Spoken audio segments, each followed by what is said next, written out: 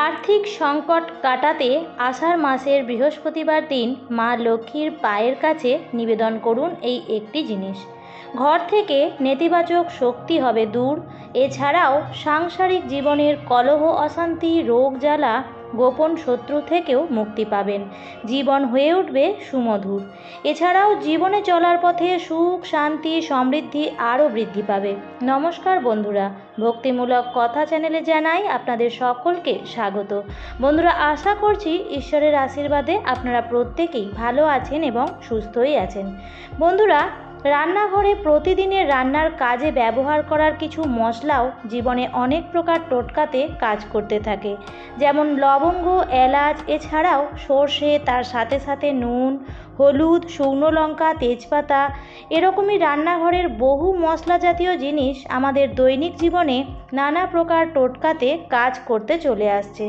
বহু বছর ধরে, বহু যুগ থেকেই এই সব মশলার যেমন লবঙ্গ, এলাচের ব্যবহার চলে আসছে, ঠিক তেমনই এর সাথে সাথে আমরা প্রায় প্রত্যেকেই জানি বিভিন্ন ধরনের পুজোতেও লবঙ্গ, এলাচ, গোটা হলুদ এগুলো কাজে লাগে। এই সব মশলার মধ্যে একটি হলো এলাচ। এলাচ মা লক্ষ্মীর অতি প্রিয়। মা লক্ষ্মীকে যদি বৃহস্পতিবার দিন করে ভোগের থালায় একটি করে এলাচ দিতে পারেন, এতেও জীবনের আর্থিক উন্নতির সাথে সাথে নানা প্রকার নেতিবাচক চিন্তা ও নানা প্রকার নেতিবাচক শক্তিও আপনার ঘর, আপনার শরীর ও মন থেকে দূর হবে। বন্ধুরা, নানা প্রকার যে আমাদের আর্থিক উন্নতি হয় না বা চারিদিকে যে ধার দেনা ও অশান্তি থাকে, এসবের হাত থেকেও বাঁচবেন এবং ব্যবসা সংক্রান্ত ক্ষেত্রেও অনেক লাভবান হতে পারবেন। বন্ধুরা, শত্রুরা যদি আপনার উপর নানা প্রকার তন্ত্র বা টোটকা বা উপায় করে আপনার ক্ষতি করার চেষ্টা করে, সেক্ষেত্রেও সেটা তারা আর পারবে না করতে। মা লক্ষ্মীর নিত্যদিনের সেবা করলে সেই ব্যক্তির জীবনে নানা প্রকার অশান্তি, ঝামেলা আসতে পারে না। কারণ মা লক্ষ্মী দেবীকে যদি মন দিয়ে কোনো ব্যক্তি পূজা করে আসেন, মা তার মনের ইচ্ছা শুনে থাকে। এলাচের ব্যবহার প্রাচীন কাল থেকেই চলে আসছে। রান্নার স্বাদ বাড়ানোর জন্য এলাচ ব্যবহার করা হয় ঠিকই, তেমনি ছোট ও বড় এলাচ দুটি পূজা পাঠ এবং নানা প্রকার তন্ত্র সাধনাতেও ও টোটকাতেও ব্যবহার করা হয় বহু প্রাচীনকাল থেকেই। তাই তার মধ্যে যে বিশেষ টোটকা বা উপায়টি করলে আপনার চাকরি জীবন এবং ব্যবসায়িক জীবনে নানা প্রকার দিক থেকে আয় উন্নতি বাড়বে। শুক্র গ্রহ যাদের জন্মছকে দুর্বল থাকে বা যদি খারাপ স্থানে থাকে, তাদের কিন্তু এই শুক্র গ্রহ ঠিক হয়ে যাবে বলা হয়। এছাড়াও এক গামলা জলে দুটি বড় এলাচ মিশিয়ে দিয়ে যদি সেই জলটিকে ভালো মতন ফুটিয়ে নেওয়া যায় এবং তারপর সেই জলটি ঠান্ডা হলে সেই জলে যদি স্নান করা যায়, তাহলে নানা প্রকার আপদ বিপদ, রোগ ব্যাধি নাশ হয়। এর ফলেও শুক্র গ্রহ মজবুত হয়। এছাড়াও স্নানের শেষে এলাচ ফোটানো এক ঘটি জল নিয়েও যদি স্নান করা যায়, বিশেষ করে যাদের বিবাহ, যাদের বিলম্ব হচ্ছে, এই উপায়টা তারাও করতে পারেন। আর বিশেষ করে শুক্লপক্ষে প্রথম বৃহস্পতিবার দিন এই উপায়টা তাদের করতে হবে। বৃহস্পতিবার দিন বিকেল বেলায় ছোট এলাচ, 5টি মিষ্টি মা লক্ষ্মীকে অর্পণ করে ও শুদ্ধ ঘিয়ের প্রদীপ প্রজ্বলিত করলে তারপর আপনারা অবশ্যই জলও অর্পণ করুন। এবং মহিলারা বৃহস্পতিবার দিন এই উপায়টি করলে ঘরের নানা প্রকার যে দাম্পত্য জীবনের সুখ শান্তি তা বজায় থাকে। এবং স্বামী স্ত্রীর মধ্যে যদি দূরত্ব বেড়ে গেছে এবং দিন রাত ঝগড়া অশান্তির মধ্যে ভুগছেন, তারা কিন্তু এই কাজটি করতে পারেন। স্বামী বা স্ত্রী যে কোনো একজন শুক্রবার দিন করে কৃষ্ণের চরণের কাছে 3টি করে এলাচ দিতে পারেন। এবং শ্রীকৃষ্ণকে যখন স্নান করাবেন, আর ঘরে যদি লাড্ডু গোপাল থাকে, তাহলে লাড্ডু গোপালকেও যখন স্নান করাবেন, তখন স্নানের জলে একটি বড় এলাচের দানা কিছুক্ষণ রেখে বা একটি গোটা এলাচ ভেঙে জলের মধ্যে দিয়ে কিছুক্ষণ সেই জলটি রেখে দেবেন। তারপর সেই এলাচটিকে জল থেকে সরিয়ে নিয়ে সেই জলে ঠাকুরকে স্নান করালে স্বামী স্ত্রীর ভালোবাসা ও বন্ধন অটুট থাকে বলে মান্য করা হয়। বন্ধুরা, এবার যে বিশেষ কাজটি সেটি জেনে নিতে হবে। আর্থিক উন্নতির সাথে সাথে নানা রকম রোগ জ্বালা যন্ত্রণা থেকেও মুক্তি পাবেন। কারণ এই কাজটি করার জন্য আপনাদের নিতে হবে সবুজ রঙের ছোট 2টি এলাচ। দেখবেন এলাচটিতে যেন কোনো রকম কাটা ফাটা বা কোনো ফুটো বা কালো দাগ না থাকে। হিন্দু সনাতন ধর্মে টোটকা, উপায় বা সাধনা, এছাড়াও জ্যোতিষ কার্য বা পূজা পাঠের ক্ষেত্রেও কোনো প্রকার খণ্ডিত জিনিস নেওয়া শাস্ত্রে মানা আছে।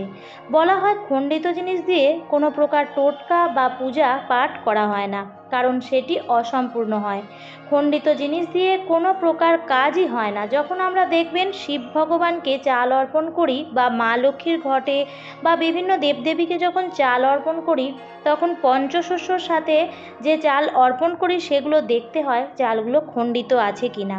এছাড়াও যেমন বেলপাতা খণ্ডিত থাকলে শিবলিঙ্গে দেওয়া হয় না। মা লক্ষ্মীর ঘটেও আম্রপল্লব, পান পাতা এগুলি ফাটা, ফুটো বা পোকা লেগে আছে, সেগুলি কিন্তু পুজো বা সাধনাতে লাগে না। তাই জন্য এগুলো একটু লক্ষ্য রাখতে হবে। এবার সেই এলাচগুলিতে একটু গঙ্গা জল ছিটিয়ে শুদ্ধ করে নিতে হবে। রান্নাঘর থেকে এলাচ নিলে হবে না, আপনাকে বাইরের দোকান থেকে কিনে নিয়ে আসতে হবে।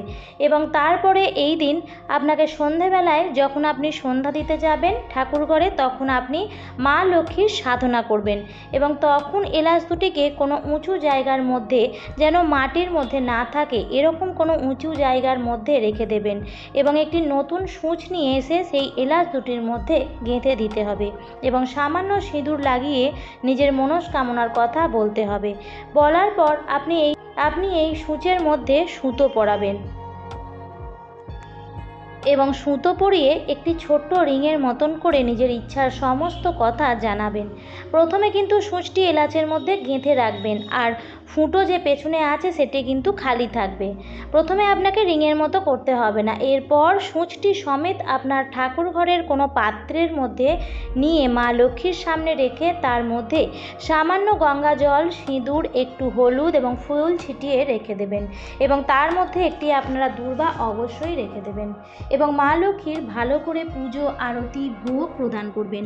মা লক্ষ্মীর কাছে প্রার্থনা করবেন যে মনের যাবতীয় ইচ্ছা বা বাসনা নিয়ে আপনি এই কাজটি করছেন, সেই ইচ্ছাটি বা মনোবাসনাটি যেন মা অবশ্যই পূর্ণ করে দেন এবং মনে মনে আপনি এটি বিশ্বাস রাখবেন যে মা আপনার সেই ইচ্ছা বা মনের বাসনা পূর্ণ করে দিয়েছেন এবং আপনি খুশি মনে মায়ের পুজো করছেন। ভালো মনে পজিটিভ চিন্তাভাবনা নিয়ে মায়ের পুজো করবেন এবং সেখানে বসেই আপনি সেই আসনে বসে 108 বার ওম মহালক্ষ্মী নমো নমঃ এই মন্ত্রটি, বা মা লক্ষ্মীর অনেক মন্ত্র আছে, যে কোনো একটি মন্ত্র আপনারা অবশ্যই 108 বার জপ করবেন। কিন্তু ওম মহালক্ষ্মী নমো নমঃ এটি মায়ের প্রধান মন্ত্র, এটিরও কিন্তু আপনারা 108 বার জপ করতে পারেন।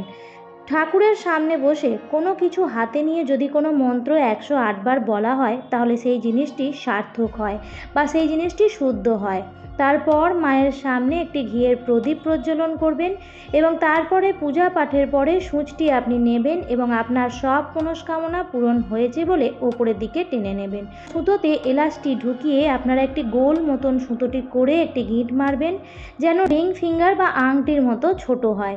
এমনভাবে দুটো এলাচ দিয়ে আপনাকে করতে হবে। তারপর আপনি মা লক্ষ্মীর চরণের কাছে রেখে দিতে পারেন অথবা মা লক্ষ্মীর হাতেও পরিয়ে দিতে পারেন। দিয়ে মাকে বলবেন খুব তাড়াতাড়ি মা যেন আমাদের জীবনে এলাচের মতোই আমাদের জীবনকে সুগন্ধি প্রদান করুক এবং আমাদের জীবনের অর্থনৈতিক উন্নতি ঘটুক। জীবনে থাকা সমস্ত প্রকার নেতিবাচক শক্তি জীবন থেকে যেন দূর হয় বলে মায়ের পুজো দেবেন এবং দেখবেন আপনারা 7 দিনের মধ্যেই যাবতীয় সমস্যা আস্তে আস্তে দূর হচ্ছে এবং এটি আপনি করার পরেই বুঝতে পারবেন এই দুটো এলাচ আপনার জীবনকে কতটা সফলতা দিয়েছে। তারপর যখন আপনার সেই স্বপ্ন বা মনের ইচ্ছাটি পূরণ হয়ে যাবে, তখন সেটি মায়ের চরণ থেকে বা হাত থেকে খুলে নিয়ে আপনি আপনার ঘরের বাস্তুর মাটির মধ্যে পূর্ব ও উত্তর অর্থাৎ ঈশান কোণে একটু সামান্য গর্ত করে পুঁতে দেবেন এবং এরপর যদি কোনো এর থেকে গাছ বের হয়, তাহলে এটি অত্যন্ত অতি ভালো সুফল পাবেন। আপনার জীবনেও মা লক্ষ্মীর আশীর্বাদ বজায় থাকবে। কিন্তু যদি এর থেকে গাছ বের না হয়, তাহলেও চিন্তা করার কোনো কারণ নেই, আপনার মনোবাসনা পূর্ণ হবেই। 7 দিন বা 1 মাসের মধ্যেই আপনার মনোবাসনা পূর্ণ হয়ে যাবে। কিন্তু এই টোটকা বা উপায়টি করবার সময় আপনাকে কাউকে জানানো যাবে না বা কাউকে বলাও যাবে না।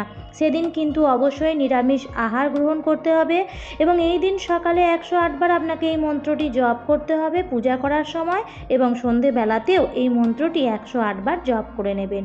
এছাড়াও ধরুন দীর্ঘদিন ধরে কোনো কাজ করছেন কিন্তু সেই কাজে কোনো পদোন্নতি হচ্ছে না বা পছন্দ মতো বেতনও পাচ্ছেন না, তাহলে সেক্ষেত্রে আপনারা একটি সবুজ কাপড় নিতে পারেন আর তার মধ্যে একটি এলাচ বেঁধে বালিশের তলায় রেখে ঘুমান। প্রত্যেক দিনই এই কাজটি করুন। পরের দিন সকালবেলায় সেটি তুলে নিয়ে বাইরের কোনো ব্যক্তিকে সেটি দিয়ে দিতে পারেন। এবার আপনাদের মনে হতে পারে যে একটি এলাচ বাইরের কাকে দেবেন, কীভাবেই বা দেবেন? এক্ষেত্রে আপনাদের একটি কাজ করতে হবে, 7 দিন, 9 দিন, 13 দিন, 15 দিন অর্থাৎ বিজোড় সংখ্যার দিন হিসেবে করতে হবে। তাহলে আপনারা বেশ কয়েক দিনের এলাচ একসাথে একটি জায়গায় জড়ো করে কোনো মন্দিরে ব্রাহ্মণকেও দিয়ে দিতে পারেন।